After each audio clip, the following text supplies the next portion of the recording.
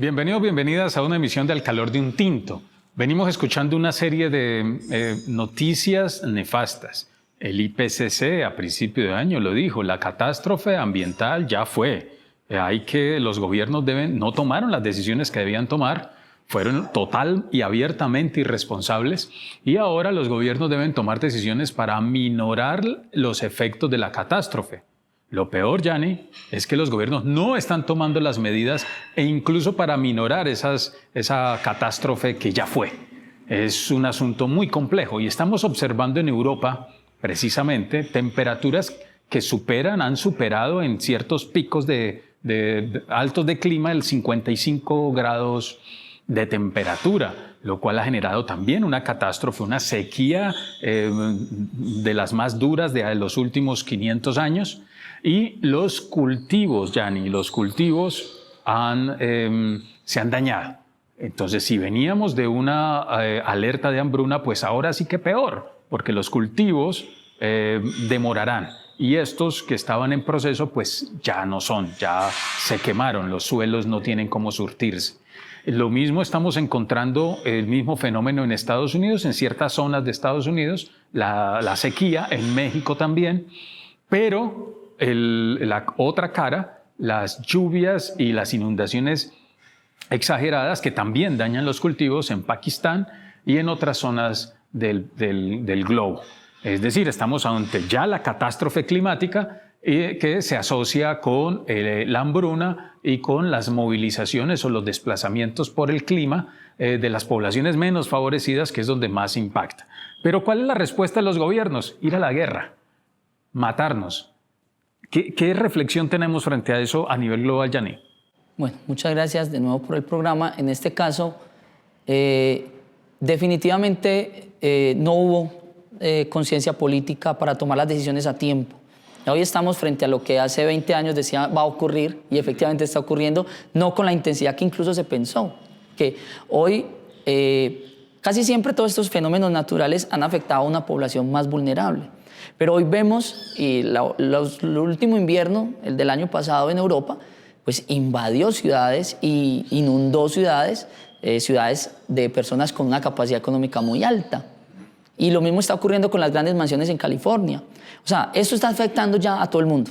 Y entonces ahí sí hay como una alerta para tomar unas decisiones que ya no se tomaron. Y hoy lo que simplemente es cómo es menos fuerte, cómo hay menos muertos, teniendo en conciencia que van a haber muchos muertos. Entonces, ¿cómo se hace?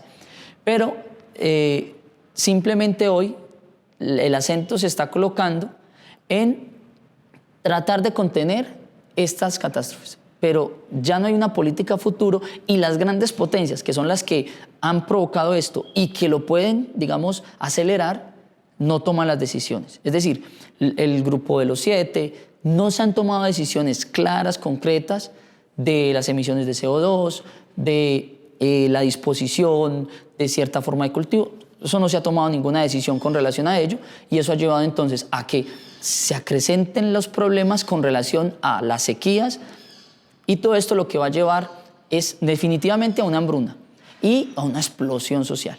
Entonces los gobiernos, viendo esto, no van a contener la explosión social provocando o llevando cultivos a otros lugares y generando comida por otros lugares. Es con armas para contener a la gente. Eso es lo que se está viendo de la compra de armamento que uno ve incluso de países europeos.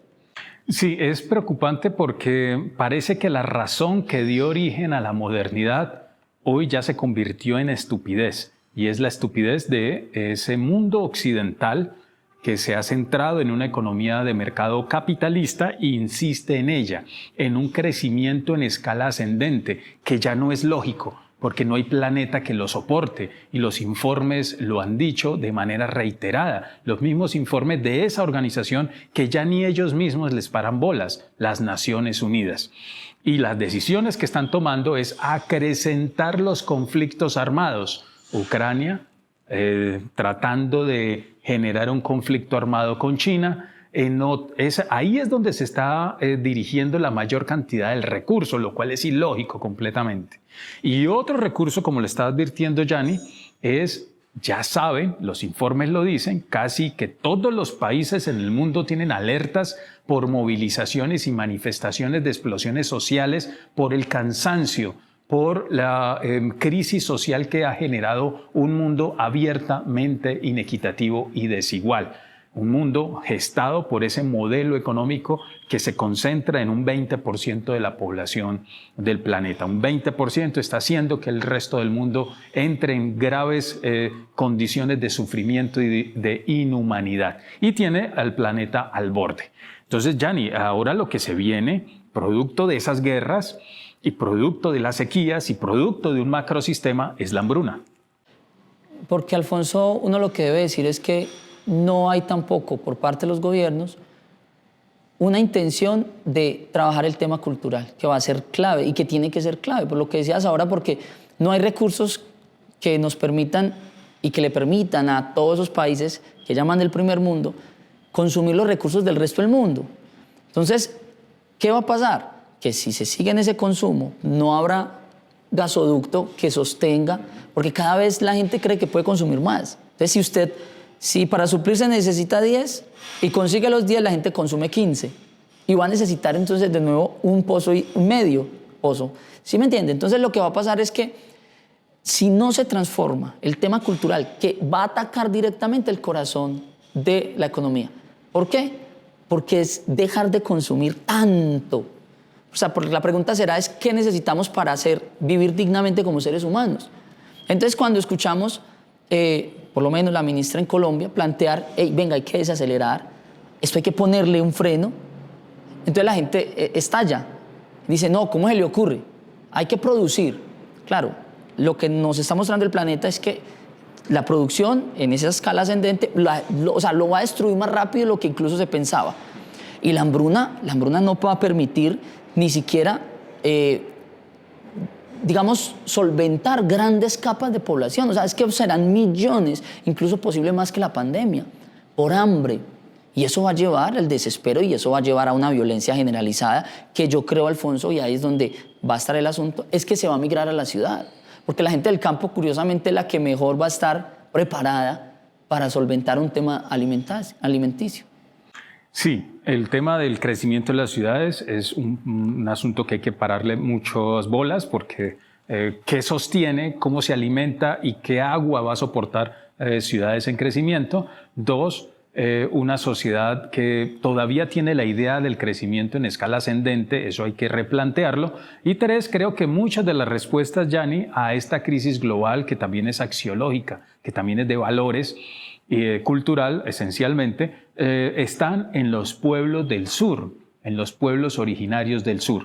Las comunidades que han convivido, que han pervivido, que han desde sus comunidades construido otras lógicas, hay que aprender de ellas, abrir ese diálogo de saberes sur-sur y empoderar en los territorios a las comunidades. Porque lo más probable es que a mediano plazo el norte se tenga que venir hacia el centro del planeta, hacia toda esa franja ecuatorial y no creo yo que entonces ellos nos pongan a nosotros al servicio de ellos en nuestro propio territorio. Creo que ahí tenemos una tarea bastante profunda por hacer. Sí, yo creo que, para cerrar, creo que son precisamente el continente latinoamericano o Latinoamérica, África y el sudeste asiático sobre todo, son esos territorios que son privilegiados para la producción alimentaria.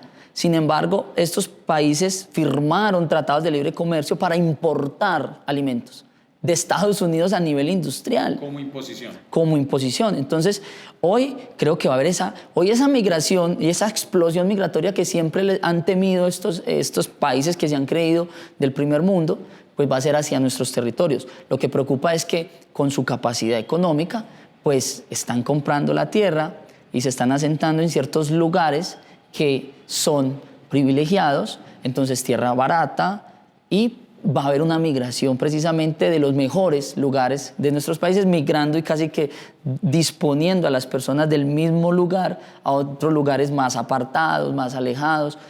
Entonces creo que es precisamente colocar la atención en los planes a futuro de que nuestro territorio sea lo que es, y es una dispensa agrícola de producción alimentaria. Entonces, cuando presidentes como el de Colombia, presidentes como el de Bolivia, hablan de eso, que muchas veces son mofados por otros diciendo son ridículos de pensar que no es el petróleo y no es el gas, cuando lo que viene precisamente es que quien tenga los alimentos y una soberanía alimentaria casi que va a tener preponderancia a nivel internacional.